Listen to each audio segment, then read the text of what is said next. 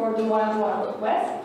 Now let's a few words about Hernando. Hernando Carvalho is a former director and co-founder of the Movimiento Libertario de Colombia, creating La Boa podcast, the political observatory on YouTube, and other strategies during the peace process.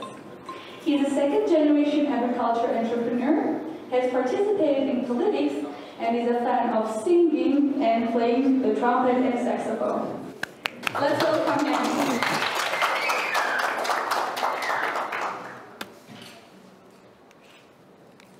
Thank you, dear Nene.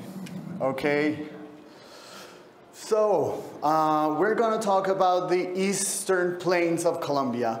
Colombia's main cities are located in the mountains, like Medellin or Bogota, and the eastern plains towards Venezuela are basically empty of people and population. And the little growth they've had and development has been pulled over by the state, not by private, initiative. So I'm talking about conquering the Wild Wild East in comparison with the Wild Wild West that the US conquered 200 years ago. So I was going to call this the Orinoco Project, in honor of the Arizona project, but it's very different. You'll see the difference next. So this is not a utopia, a libertarian utopia that I am going to talk about, but just the application of concepts of efficiency and liberty to real-life regional development that I have experienced since I was a little kid in the region, and I'll show you why I'm so connected to the region. So, as I was saying, in the United States, they talk about the frontier had no need for standing armies, established churches, aristocrats, or nobles. There was no landed gentry who controlled most of the land and charged heavy rents and fees. Frontier land was practically free for the taking. And it's almost the same case here in Colombia in the eastern plains. So, this is where Bogota is in the center of the country. Medellin, all this area is populated, probably because the weather is perfect. Over here, the weather is really hot all year long. And we share this region, which is called the Orinoco Basin, with Venezuela, of course, which makes it more important, even politically speaking. So the river starts here and goes all the way to where the Andes Mountains start. These are the Andes, and this is where all the Orinoco region. There is an Enya song, have you heard it, called Orinoco Flow. I recommend it, from the 90s. So this is where I said the Orinoco ended in the ocean, and this is the river. The river is not only the bigger part, but all the little rivers, and this is the border between Colombia and Venezuela. So I'm going to talk about this region here. Well, this horrible picture is from the year 1993, when people didn't have experience taking selfies or taking pictures. So this was the first time we went to that area with my family when I was about 11 years old. And that's probably one of the first pictures we took. We took around 3 pictures in that trip. So there was not like fanatism for pictures as we have now, but it's a beautiful region. This is us dancing with local people. My father bought this land very cheap at about $10 an acre or something. This is my little brother over there, and members of the family. And this is me and my little brother in the area. And the next picture is really embarrassing, but I'm going to show it anyway. It's us taking advantage of the river and having fun in the river. We had to put on petroleum so the animals wouldn't bite us, because it's very, very wild. But we were having fun, and I like to show this picture because it's a sort of baptism for what was about to come for us in the region. So the region, as I was saying, is very rich. Although it looks empty, it's just grasslands and grasslands with no end. It has a lot of biodiversity.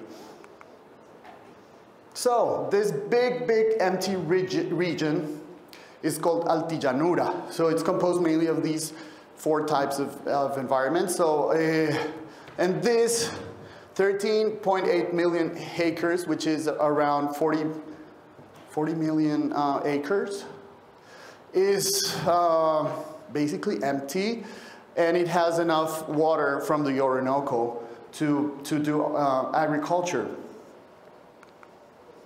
Okay, so a little bit of history now. The first populations or the first towns were founded in the 1930s. This looks like 200 years old, but it's not. It's roughly 100 years old.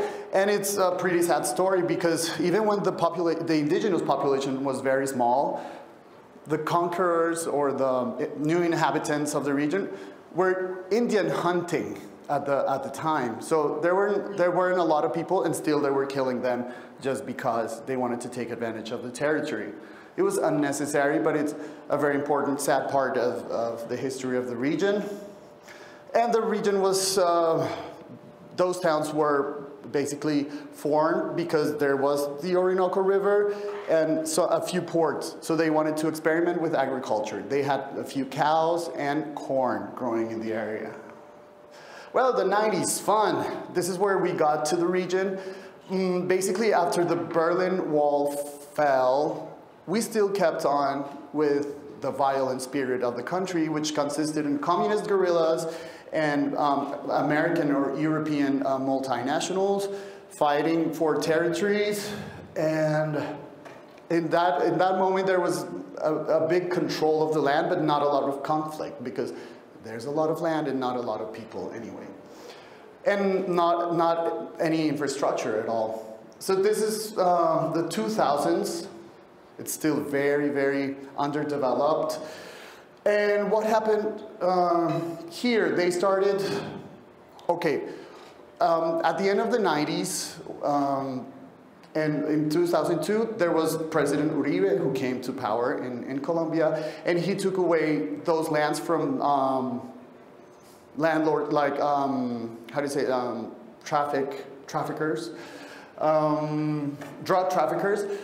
And so he started giving, this is very socialist, he started doing some sort of agriculture reformation, Mao Zedong style. So what he did was take away the land of all these drug lords, that's the word I was looking for, and he gave it little by little to peasants.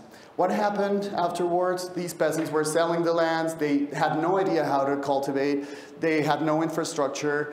And at the end, there was some land mafias that started to take over different territories, claiming they were homeless, blah, blah, blah. But what they were doing was taking advantage of free land. And the peasants had to go to the big cities to do other activities because that policy never worked, never has worked. And I'm going to talk about this a little bit in the vision we have for the region. This is the road. These are the roads in the region. So I was talking actually to Lee's Kuland one day, because I lived in Tianjin, where she was born. And Tianjin is as far from Beijing in China as where we have our farm is from Bogota. And you can take a high-speed train from Tianjin to Beijing, which was the first high-speed train in China, and it takes 45 minutes. For us, in this type of infrastructure in 1993, it took 17 hours to get to our farm. Okay, that was the state of infrastructure at the moment. So, yeah, as I was saying, this is Bogota, this is Puerto Gaitán, is the region that I'm talking about, and this is the only road, and I'm going to show you the road, and there's always warnings, landslide. There was a bridge that fell like 2 years ago, so the region was completely disconnected from the world for about a year and a half. This is the 2010s. They built this road all the way to that area. It's a one lane. It's a one lane because it's one lane one way and one lane to the other. And with the security policy of the president, the area started to grow and grow and grow and developed. Now the city has 130 hotels, And it's very, they also found a lot of petroleum there because, of course, it's towards Venezuela. It's a highly mineral region. Many crops started to grow there. Of course, the press was starting to be in disagreement with this because there were no more guerrillas. There were just development and companies that were striving to grow. And they were worried about climate change and the environment. So they're against all these developments, which have brought employment to the people of the region. So, for example, this, Revista Semana, the most important magazine in Colombia. So, Puerto Gaitán, these are palm tree plantations. So they go droughts, sequía, coming to the area because of agriculture. So people are against this, especially in Bogota, where they don't know and they've never been to the region, but they read these type of news. This Mennonite community arrived in Puerto Gaitán at the same time also, and the news read, the foreign community has made construction works without due authority permits, therefore affecting the environment. So they're still worried about the environment, and they're fighting against all these Mennonites coming to the region. But the reason they're coming is because of the conflict. The Senate made some special laws, so they would make special tax regimes for the area. And they know Colombians are not going there, they're not interested, they have free land available, and they can live their lives there. So it's, I like this component of the region because it shows how people just go there. And actually, the region, since it's been neglected for so long, people are very liberal or libertarian in a way, and they were always fighting foreigners that came from other regions of Colombia, and well, it's a very interesting place. Okay, so now I'm going to talk about the future, what's going to happen next. What I feel needs to happen is that the economic groups that are being there, which are, some are big companies, Colombian companies, others are families, like in my case. The companies in the region need to have a little bit of a coordination and a common goal and a vision for the region before the state starts to get in and do what they always do. So what we're envisioning throughout 10 years of work in the region and growing is we can have these four, I'm looking forward to have these four strategies for the region. First, private infrastructure. Second, free market environmentalism, because it is important to have that narrative and to have a very healthy region for our future. Political influence, because this is very important for libertarians. Sometimes I'm going to talk a little bit about Liberland, where we say, okay, let's make a land with no rules, and that's a little bit utopic, and we're seeing where it goes. But here it is a republic, a very corrupt republic, and we need to tackle this issue of politics. And fourth, libertarian networking for business, because I think we're missing an opportunity. Yes, it is important that we focused first on the academic concepts of libertarianism, but I think it's time we get into action. Okay, so first, private infrastructure, logistics. In the US, they made a lot of roads, and they did the policy of big roads for cars instead of trains, and then they nationalized the trains, and the train infrastructure fell apart. Right now, the US doesn't have any high-speed trains to be proud of. And there are some private initiatives to build a train from Los Angeles to San Francisco, to Las Vegas, and from Miami to Orlando. Those are private companies that are doing this, and they're, for example, working with Virgin Trains to do this, because the state is not going to achieve it. Actually, for the train from Los Angeles to San Francisco has been stagnated, and they've spent a lot of money. But I think private infrastructure for trains is the future for the region. So this topic about land is connected to the trains or the infrastructure that we want to build. It's easier to build a private train than a private turnpike to the region. But what's happened there, and what we saw with the land distribution policy that they had, is what matters is the infrastructure. If you have a road, a decent road in the area, the farms stop being huge, and start being smaller and more productive. And what's important is infrastructure. If there's roads coming this way, you have companies, you have housing, you have education and other services. So what matters to me in terms of land distribution is let the market work and try to focus on infrastructure so they can organize. Decentralized utilities. One of the main issues there, we have a factory, a palm oil factory in the region, and the light, the electricity goes away sometimes 2 days in a row. It varies highly, so all the machinery gets broken faster. I'm not the biggest fan of solar energy because what I've studied and what I've learned is that the best, the most efficient, and the most environmentally friendly energy type is atomic.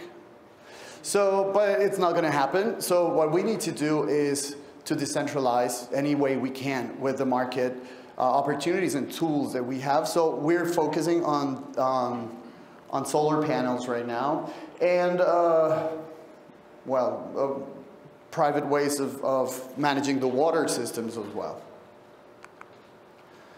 So, and now the second point and second strategy is free market environmentalism. Why is this important? Because all agriculture is demonized right now, nowadays, because of environmentalism. So this is important, first of all, to preserve the fauna and the biodiversity that I showed you the region has, because it's going to bring a healthier environment for everybody, but also because we need to have this very clear message to people that we can do this environmentally in a friendly way. So I've been to Israel and that area of the desert in Asia, and I've seen a lot of developments they've had to recover the desert and to take care of the land, and not only stop. Okay, I'm going to read this sentence because this guy, Neil Speckman, he did this in Saudi Arabia with a lot of success. So he says, today is a common belief that people are inherently bad for Earth, that by our very existence we do damage to our home, and that the best thing we can do is reduce our footprint. That's the focus that everyone is giving us. What most people don't understand is that reducing our footprint means destroying the Earth less quickly. We do not have to settle on being less bad for the Earth. We can actually be good for the Earth. We're not destructive by nature, but by habit. And our potential for destruction is mirrored by our potential for regeneration. What the focus of land regenerators is that we can control the deserts, we can control the rainforest by protecting it. Of course, you've heard of the tragedy of the commons and free market environmentalism with property rights for parks, natural parks, rivers, etc. that works better for protecting the environment. And there are some technical tools and scientific tools to preserve the land. So this happened in the desert in Saudi Arabia in a time lapse of 10 years.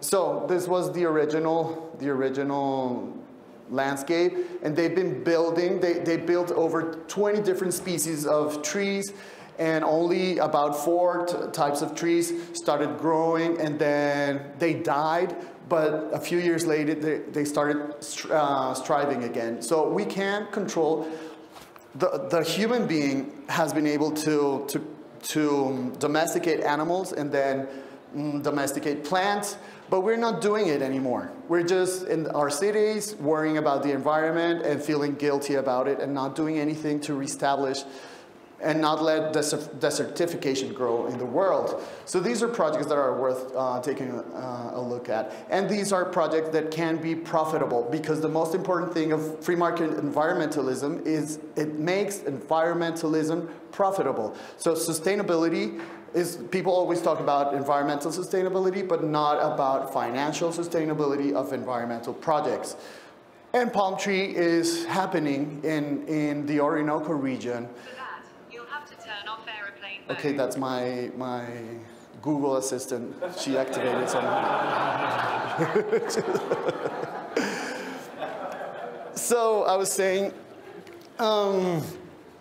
about financial sustainability for the region. There are many types of crops that we can grow there. In Saudi Arabia, what they're going to do is they're going to do $100 billion project, which has profitability of around, I forget, it's like 3 billion annually or something, because they're planting plants that can be commercialized, etc. So we can preserve the animals. Actually, the animal population, against popular or what the press is saying, they've grown back in the region because there are palm trees. So some people say, oh, what they did in Southeast Asia was destroy the forest and then kill the orangutan. But we're not going to destroy any forest. There is land available for this. And we have to stop the governments and government media from saying that agriculture is bad for everybody, because we're going to starve. Okay, the third point is political influence that we're trying to do through the Movimiento Libertario de Colombia. But as we saw in Marcel Van Hatten's speech, was how hard it is for Latin Americans to go into politics and to be institutional in politics. Only old politicians who have stolen thousands of millions of pesos can make new political parties. But we need to tackle politics. So first, we need to change our narrative and networks, like Marcel is doing in Brazil. He's now in Congress. It is a dichotomy for libertarians to participate in politics, but we live in an environment where it is needed. We need digital era tools, implementation and championing within the state for the implementation of blockchain, for example, for land registration, like Hernando de Soto has worked in Peru. And we need to put our libertarians into politics. Right now, the Movimiento Libertario is going to start finally, because we've had a mayor of Bogota candidate, a president pre-candidate, and now we're going to have the Young Council of Youth. We're going to launch some people there. So in the region, you know, I was telling at a dinner one of these days, politicians in Puerto Gaitán, in that area, they usually steal around 10,000 million pesos, or let's say $3 million in a period of 4 years. Then they go to jail for about 10 years or less, and then they run away from the country with the money. So they know they're going to go to jail, but they don't care because they got the money. And libertarian networking for business purposes. Can we start thinking of something where we can put our money, our crypto, in projects that can foster all this environment? We're trying to do that here also through the Movimiento Libertario, through the Media Maratón Empresarial with Jorge Eduardo, where we have many business people, libertarian business people, just creating a network. It's very slow. It's been growing very slowly, but I guess it's going to work if we keep on doing it. So we should start thinking and believing in other libertarians, objectivists, for example, that can look into the vision of the others, what's going on in different countries. We don't need to live in the same place like liberlanders do. We have our network and we have to strengthen it. And I think this is very important for us to spread our concepts and our ideology, if there is such a thing. Even, well, we keep on fighting all the time about ideology, but maybe we can do business together. So that's everything for today, and that's what's going on in the Eastern Plains of Colombia. Also, looking forward to helping Venezuela through this process. Thank you.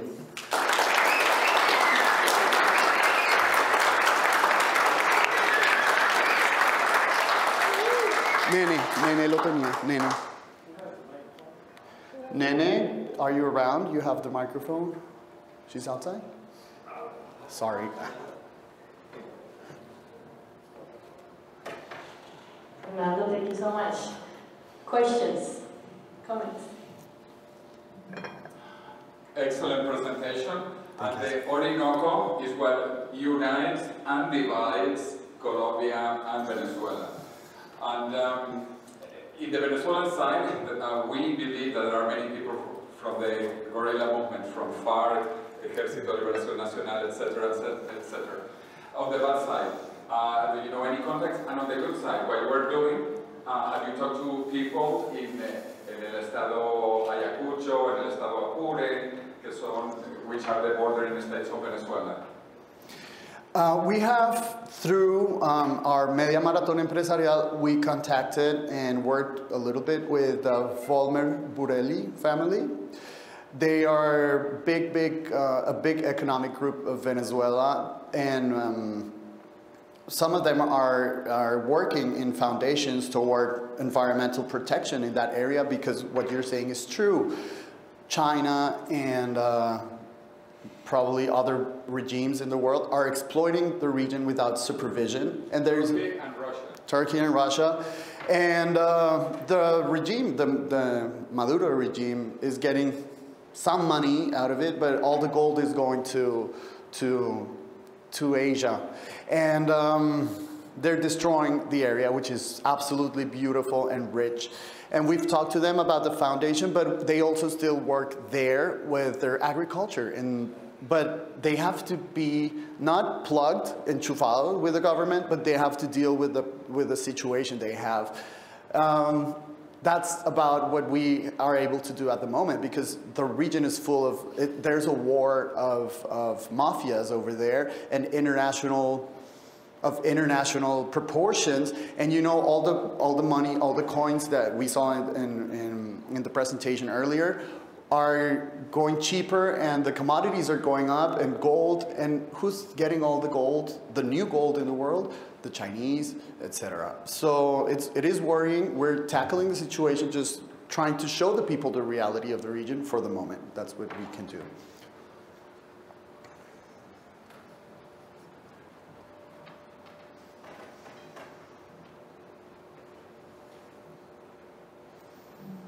Hernando, that was such a fascinating glimpse of growing up and life today in Colombia. Thank you for that. I have a hunch you're already aware of this, but just in case anyone else isn't, there's a wonderful resource for private enterprise environmentalism in the U.S., and that's PERC, P-E-R-C, Property and Environmental Resource Center in Bozeman, Montana. And their website, they have researchers who look at the free market solutions for all aspects of the environment, both flora and fauna, and they have white papers there. Anyway, it might be a source of intellectual capital that you can borrow. Yes, I think that's very important, because many libertarians, I had a colloquium in Francisco Marroquín University just before the pandemics, and it was about environment and libertarianism.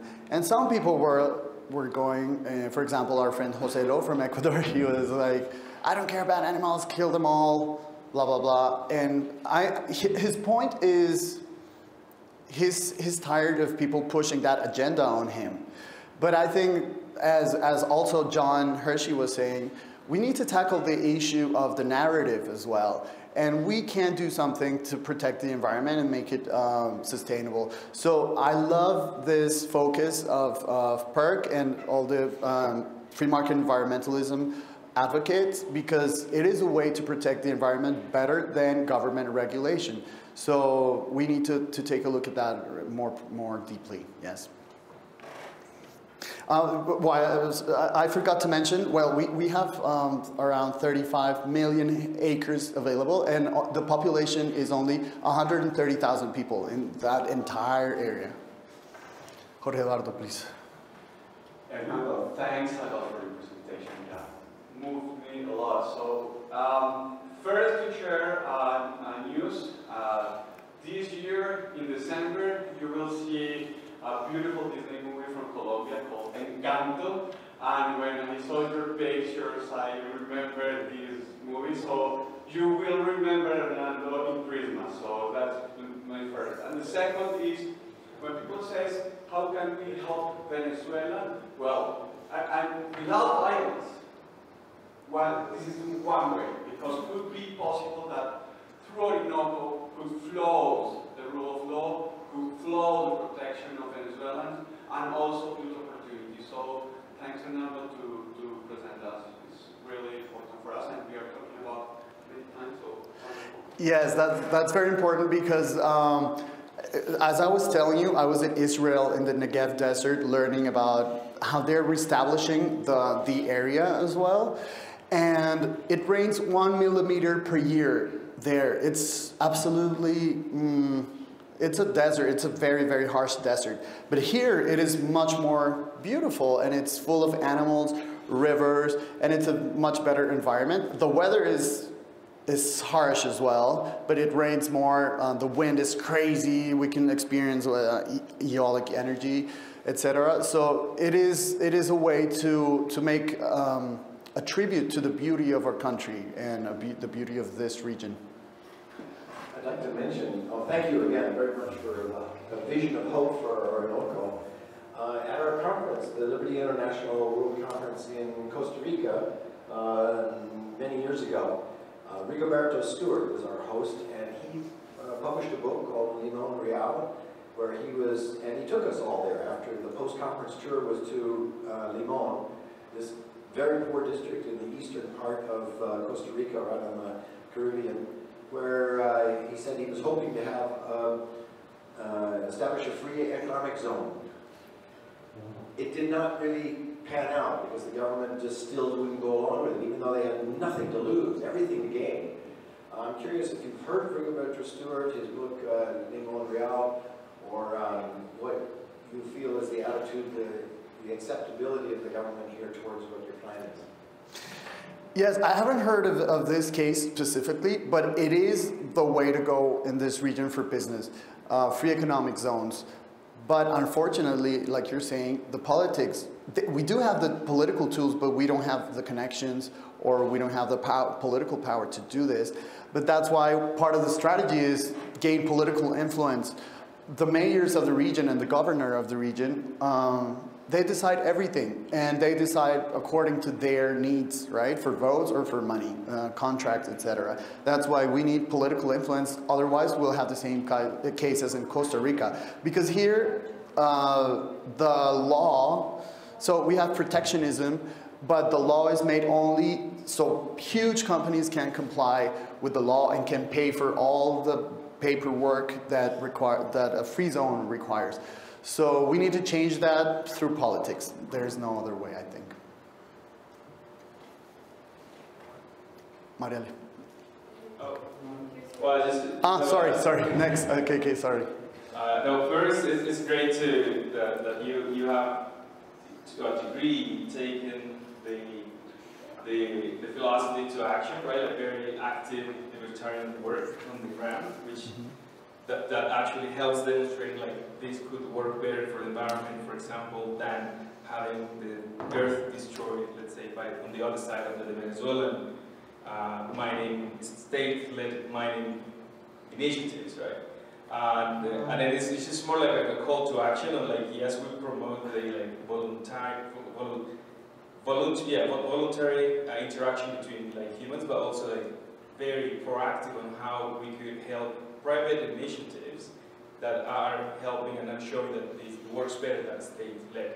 So if you check online, for example, there are like great crowdfunding platforms, or like a great organization like Kiva, for example, that helps, if you're familiar with Kiva, it connects lenders and borrowers from around the world that help private from like small micro farms in the middle of Somalia or like in Nicaragua, between people that have the funding that could support initiatives like this, right? Without the need of traveling all the way there, which would be fantastic, but there also you could fund a private initiative somewhere else. So what could be the call to action to other people that are not in Orinoco, but like that you could inspire to like how you know, just walk the talk, right? Is that how you say it? Yes. Exactly. That's where I think libertarians have a competitive advantage, because we started all this before everybody else.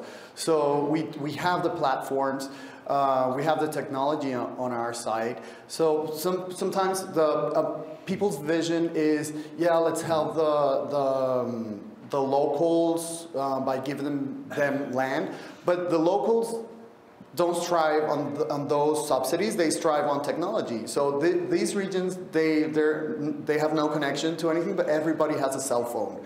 And everybody knows how to buy stuff on their cell phone, and they're learning English and they're learning other stuff. So I think the networking part, libertarian networking for business, is very important here, because we can connect internationally. We have a fantastic community in all around the world, all the countries, but we don't know what everyone else is doing. So you were telling me, I work with these many people, and we're going to talk to maybe our friends from Venezuela that are just moved to Colombia, and maybe integrate them into the economy that we have here going on. But I didn't know that before. We met and we like each other, and we had a few beers or something, but we didn't talk about these business. So I think we need more spaces to talk business and talk what the other people are doing, so we can tackle that from the technology point of view, definitely. We have time for one last question. Oh, here. Thank you. It was an inspiring presentation. Important because Orinoco is the size of Portugal, and it has just 130,000 people there. Very rich part of the country, but it is not a priority for Colombia, and I think it's not also a priority for Venezuela. The first thing is to do this in the radar, and to intentionally to promote maybe a law, and a specific law for the Orinoco, with proposals. A law that could be very controversial, but it's highly important to make a controversy, and to make a debate, and to put the region and the vision of the region in the center of the radar. Thank you very much. Actually, what I'm suggesting here is the opposite. I want to take advantage of the government not having its eyes in here, so the private enterprise can make development happen in a different way. Because unfortunately, the laws that we've passed here, we have the SOMAC, for example, that they can be like a free zone and free of tax for 10 years. So that's the government way of development over there, and we're going to create more poverty. So what I'm suggesting here is for the businessmen of the region to talk about a vision, a common vision, or a similar vision of development for the region. And of course, the government plays a big part, so it has to be connected to them. But if we wait and wait and wait until the government builds the roads, builds the laws of the region, it's going to bring more poverty, in my view. But it is important to take that into account, like what the laws are going to be, what the country vision is going to be. But we're turning our backs on Venezuela, we're turning our backs on Brazil, we're turning our backs to the world in Colombia. So everything is centralized in Bogota, everything is Bogota and a little bit in Medellin, and the rest of the world, fuck off. So I'm sorry, but we need to, you're right, we lack a vision, an international vision and a regional vision. That's why we need decentralization as well. Thank you very much to everybody.